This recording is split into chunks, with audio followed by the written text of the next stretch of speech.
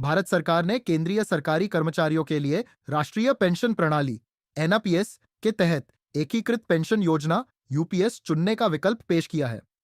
UPS उन्हें अपनी सेवानिवृत्ति के बाद एक सुनिश्चित भुगतान प्राप्त करने की अनुमति देता है। यूपीएस 1 अप्रैल 2025 से चालू हो जाएगा। यूपीएस एक निधि आधारित भुगतान प्रणाली है जो सेवानिवृत्त कर्मचारी को मासिक भुगतान प्रदान करने के लिए लागू अंशदान कर्मचारी और नियोक्ता केंद्र सरकार दोनों की ओर से के नियमित और समय पर संचयन और निवेश पर निर्भर करती है। आइए जानते हैं यूपीएस एनपीएस से किस प्रकार अलग है।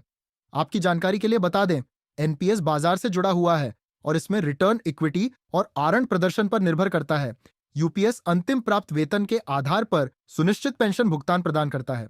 एनपीएस बाजार में उतार चढ़ाव के अधीन है, जबकि यूपीएस में जोखिम कम है क्योंकि इसमें पेंशन की गारंटी है। एनपीएस की राशि निवेश के माध्यम से एकत्रित की गई राशि पर निर्भर करेगी। दूसरी ओर यूपीएस में 10 वर्ष की सेवा के बाद न्यूनतम 10,000 रुपये प्रतिमाह पेंशन सुनिश्चित है। आइए जानते हैं एनपीएस और यूपीएस के अंतर्गत कर लाभ क्या है। नियोक्ता द्वारा 14% और 10% तक का अंशदान आयकर से मुक्त है।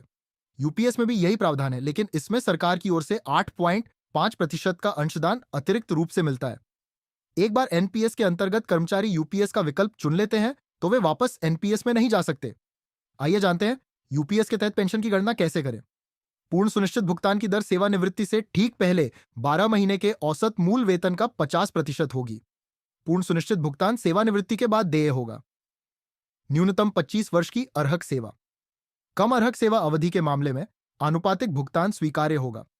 यदि 10 वर्ष या उससे अधिक की अर्हक सेवा के बाद सेवानिवृत्ति होती है तो न्यूनतम 10,000 रुपये प्रति माह का गारंटीकृत भुगतान सुनिश्चित किया जाएगा, बशर्ते अंशदान समय पर और नियमित रूप से जमा किया जाए और कोई निकासी न की जाए।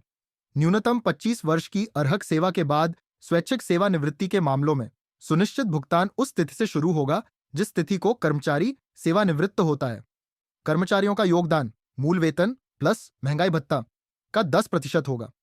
केंद्र सरकार का योगदान भी मूल वेतन प्लस महंगाई भत्ता का 10% होगा। दोनों को प्रत्येक कर्मचारी के व्यक्तिगत कोष में जमा किया जाएगा। इसके अलावा केंद्र सरकार यूपीएस विकल्प चुनने वाले सभी कर्मचारियों के मूल वेतन प्लस महंगाई भत्ता का अनुमानित 8.5% का अतिरिक्त अंशदान समग्र आधार पर पूल कॉर्पस में प्रदान करेगी। यह अतिरिक्त अंशदान यूपीएस विकल्प के तहत सुनिश्चित भुगतान का समर्थन करने के लिए है।